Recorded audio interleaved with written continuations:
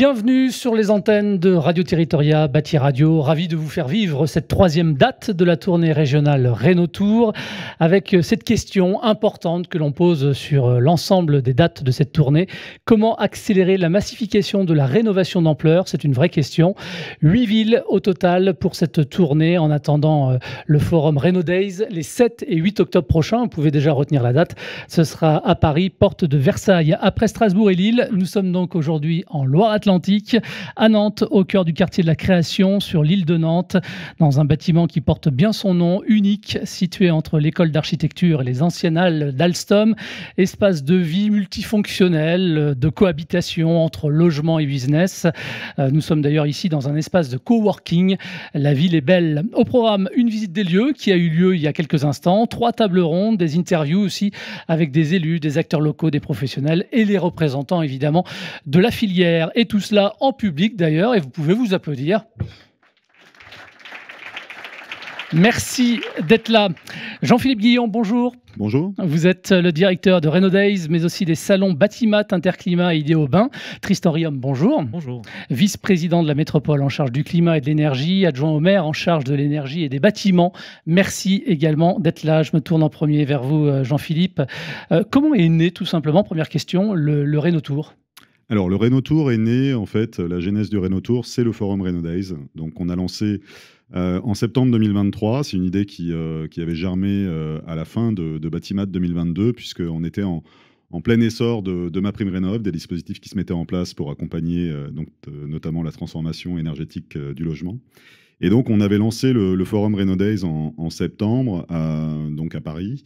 On avait eu plus d'une centaine d'exposants, un peu plus de 5000 visiteurs. Ça ne traitait à l'époque que du logement. C'était un événement pédagogique puisqu'on expliquait tous les dispositifs qui se mettaient en place, les aides publiques, l'enjeu de la formation également, des solutions innovantes. Mais on avait 2 tiers de visiteurs qui venaient d'Île-de-France, un tiers seulement qui venait du reste de la France.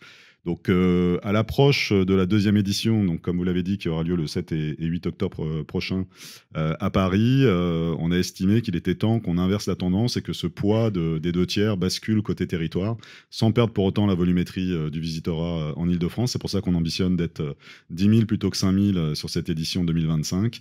Et donc, on a créé ce Rhénau Tour pour justement aller sensibiliser l'ensemble des grandes villes, enfin pas l'ensemble des grandes villes, mais un certain nombre de grandes villes françaises, puisque oui. Vous l'avez dit, on a été donc on a commencé à Strasbourg, on était à Lille la semaine dernière, on est à Nantes, on sera à Rennes la semaine prochaine, on sera à Lyon dans 3 semaines, et puis on suivra à Bordeaux, Toulouse, on terminera à Marseille donc fin juin.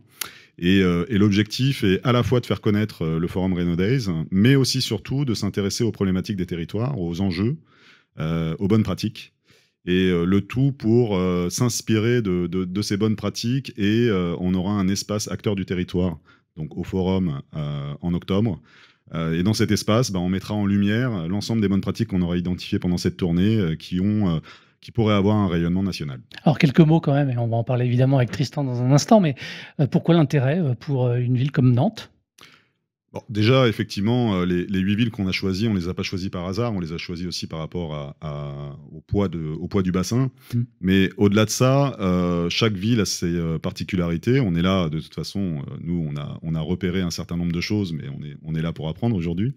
Et on a pu identifier que c'était la ville de Nantes, la métropole, la région était très dynamique. En termes de gestion, justement, des passoires énergétiques, en termes de résultats. Donc ça nous paraissait tout légitime de venir voir pourquoi, d'essayer de comprendre en fait ce qui a été mis en place ici avec justement une région, une métropole très dynamique, comprendre ce qui pourrait d'une certaine manière être déployé ailleurs, et puis parce que on en parlait justement tout à l'heure pendant la visite, on ne donne peut-être pas suffisamment la parole au territoire, on ne s'inspire pas suffisamment de choses qui sont en place depuis des années et qui ne sont pas forcément connues, et lorsque ils sont déployés en Île-de-France ou à Paris, ça fait plus de bruit alors que ça existe déjà ailleurs. On aura des exemples qui vont être abordés en ce sens. Donc voilà, c'est pour toutes ces raisons qu'on se retrouve dans ces différentes villes, et notamment à Nantes. Et l'idée, c'est de faire remonter évidemment les différentes initiatives sur le forum. Exactement, hein, cette zone, donc on aura acteurs des territoires. Le forum est un événement qui, la raison pour laquelle on l'appelle le forum et que c'est pas un salon, ça n'a rien à voir avec Batimat, c'est que un événement comme Batimat ou Interclimat, vous avez plus de 80% des exposants qui sont des industriels. Sur un forum comme le forum Renoday, c'est à peine 25%. Ça veut dire que vous avez un grand nombre d'acteurs de la filière, beaucoup plus élargi que ce que vous pouvez retrouver sur un événement comme le Mondial du bâtiment, d'acteurs différents. Donc vous allez retrouver à la fois des distributeurs, vous allez retrouver effectivement des industriels, vous allez retrouver les pouvoirs publics, vous allez retrouver les banques, les assurances, vous allez retrouver les organismes de formation. Donc on a à peu près tout l'écosystème qui est présent. Je ne parle même pas des visiteurs, puisque l'intérêt aussi, c'est que l'ensemble de la filière, de MOE, la MOA, tout le monde est présent.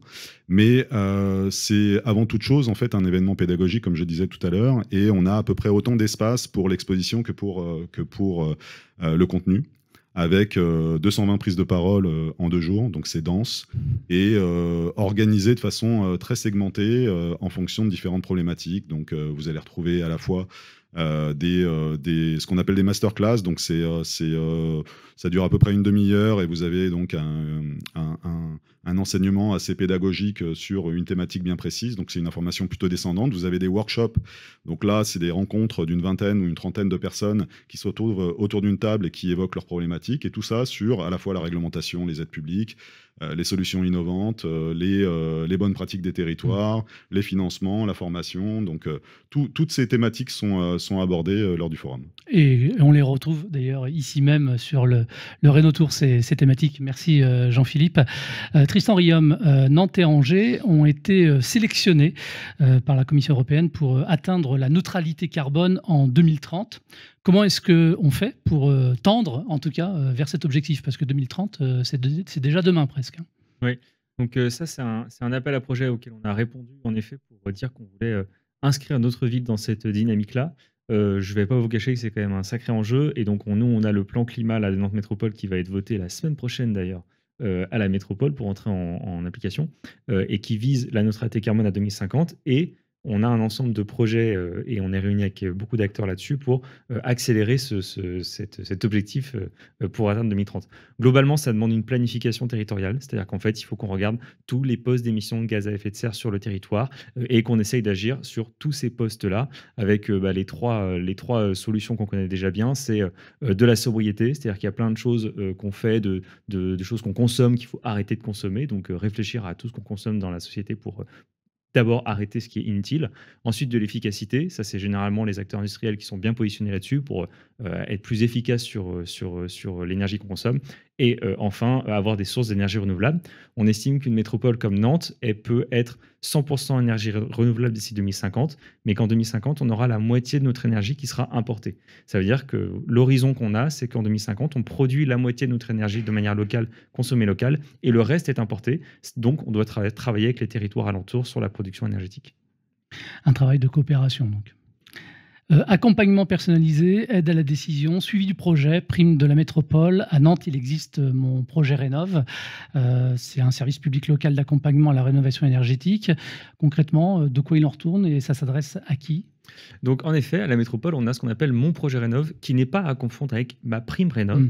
On était là avant, mais on n'a pas attaqué l'État, pour autant, on est sympa.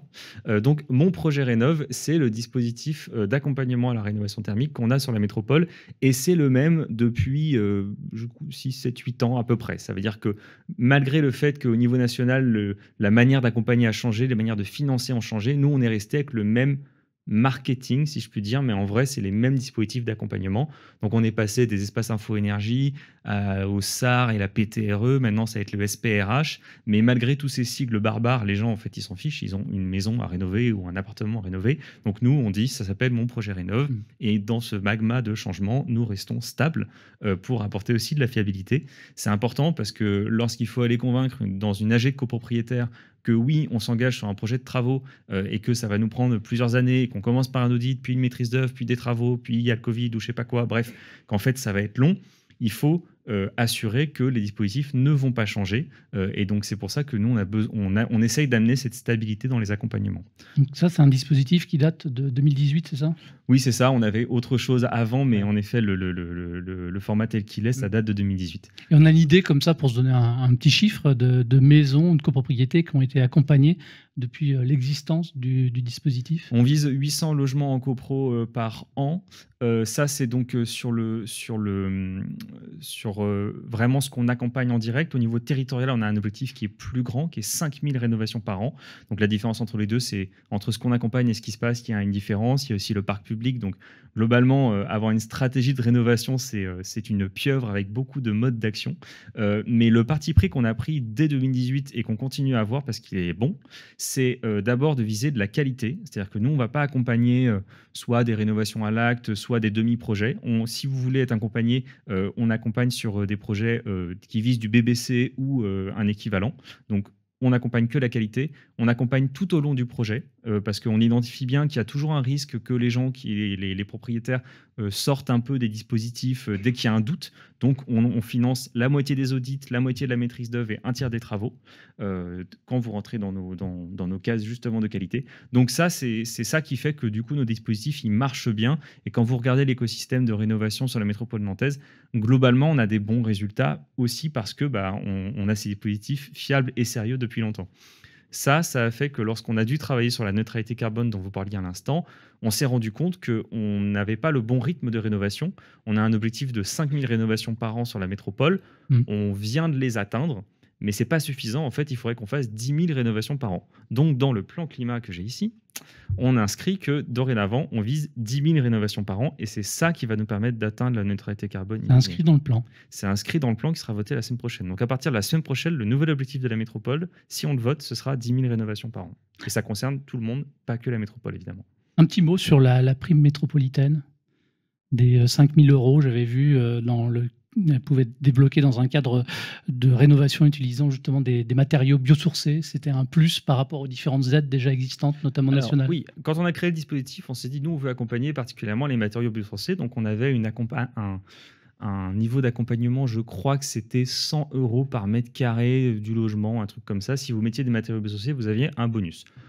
Entre-temps, on s'est rendu compte que le dispositif était peu utilisé puisqu'il n'a jamais été utilisé en 4 ans. Donc, on a fait une petite évaluation des politiques publiques et on s'est dit aussi que notre but n'était pas de financer la pétrochimie, donc des matériaux en polystyrène ou autres. Donc dorénavant, sur la dernière phase d'accompagnement, si vous voulez être accompagné par la métropole sur la phase travaux, nous, on ne finance que les matériaux biosourcés. C'est un nouveau parti pris, ce qui est très efficace, puisque du coup, il y a beaucoup plus de projets qui intègrent des matériaux biosourcés, puisque les gens savent que s'ils veulent intégrer dans leur assiette de financement les matériaux, il faut mettre des matériaux biosourcés.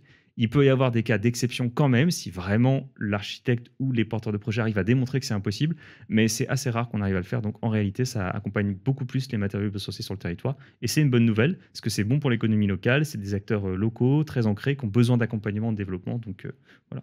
Tristan, ce sera ma dernière question, histoire de se projeter un petit peu. Quelles mesures pour adapter finalement le parc immobilier existant et futur de la métropole face aux changements climatiques, aux différentes vagues de chaleur qui ne vont plus jamais cesser? Globalement, la rénovation reste le sujet majeur. En fait, dans les villes comme les nôtres, l'enjeu, c'est que on doit transformer la ville pour consommer moins de ressources et s'adapter au changement climatique. Il faut savoir que dans la ville de Nantes, lorsqu'on demande aux gens comment est-ce qu'ils ont vécu une vague de chaleur, qui dure donc quelques jours de chaleur dans la ville, il y a la moitié des gens qui estiment que leur quartier est invivable en cas de vague de chaleur. Et pareil sur les logements. La moitié disent que leur logement est invivable en cas de vague de chaleur. Ça veut dire plus de capacité à travailler normalement, etc. Donc on a un enjeu majeur de réduction des consommations, d'adaptation, avec le fait qu'on ne va pas construire une nouvelle ville. Il faut refaire la ville sur elle-même. Donc, ce qui est clair, c'est que dans les années à venir, tous les documents de planification, les plumes, les PLUI, tous ces documents vont devoir prendre en compte que le sujet majeur, c'est reconstruire la ville sur elle-même et aussi rénover, adapter les logements. Donc, la rénovation thermique, c'est vraiment la réponse à ça. Dans une ville comme Nantes, Globalement, le sujet, c'est ne pas installer de climatiseurs, parce que si on commence à installer des climatiseurs comme solution d'adaptation, on n'est pas rendu. Donc, il faut vraiment qu'on fasse de la rénovation efficace qui prenne en compte aussi cette question du confort face à la chaleur. On a un sujet urbanistique aussi, qui est la question de la présence de la nature, lutter contre les îlots de chaleur. Donc ça, c'est un autre volet de l'adaptation au changement climatique qui est aussi majeur. Merci Tristan Riom d'avoir répondu à notre invitation. Jean-Philippe, je vous laisse le mot de la fin pour cette introduction. Déjà, on a eu une belle illustration donc, de bonnes pratiques et en fait, ce que vous allez voir aujourd'hui est une illustration de ce que vous retrouverez au forum. On n'est pas là pour faire des constats, on est vraiment là pour présenter des solutions, des cas pratiques, bien identifier quels sont les enjeux. J'ai omis tout à l'heure de préciser que dans la deuxième édition, on allait faire un focus aussi sur le tertiaire. Et finalement, le Rénotour nous permet de pouvoir s'inspirer d'un projet tertiaire. Et on voit qu'il y a une corrélation directe avec le logement, notamment avec le projet où nous nous trouvons aujourd'hui qui intègre à la fois le logement et qui intègre également les bureaux. Donc on voit qu'il y a en fait une passerelle assez fine entre tous ces projets avec une même logique de sobriété énergétique. Donc on a intégré le tertiaire sur cette deuxième édition en plus du logement, puisque effectivement on a le décret tertiaire avec des enjeux 2030, 2040, 2050, moins 30, moins 40, moins 50% de consommation d'énergie. Et puis voilà, c'est aussi un point qui nous paraissait important de soulever, c'est que lorsqu'on parle de sobriété énergétique, on parle d'exemplarité. Le Forum Rénodays, pour votre information, et c'est pour ça que je vous invite vraiment à venir le visiter, est le seul événement qui est quasiment à la neutralité carbone. Donc on a essayé, alors on est un peu dans les pas de ce qui va se faire, j'en suis sûr, et ce qui va se réussir ici. C'est un événement qui a été éco-conçu, donc on a essayé de mêler en fait à la fois la thématique d'ensemble et l'organisation de l'événement. Donc toutes les structures sont en réemploi. On a un recyclage sur place, on n'a pas de moquette. On a effectivement toute une modularité qui s'est mise en place. On a eu 4 tonnes de déchets, on en a recyclé 2,9. Donc c'est finalement voilà, assez exemplaire et toutes les initiatives qu'on essaie d'entreprendre, le Rénotour en est une également, vont dans cette logique de participer à notre niveau, en tout cas à l'effort commun pour atteindre ces objectifs, cette ambition de sobriété énergétique pour le territoire. Merci beaucoup. Merci. Merci à tous, merci à tous les deux d'avoir répondu à mes questions. Programme disponible en replay sur les antennes de Bâti Radio et Radio Territoria. Même chose pour les tables rondes qui sont à venir. La première tout de suite, dans un instant. À tout de suite.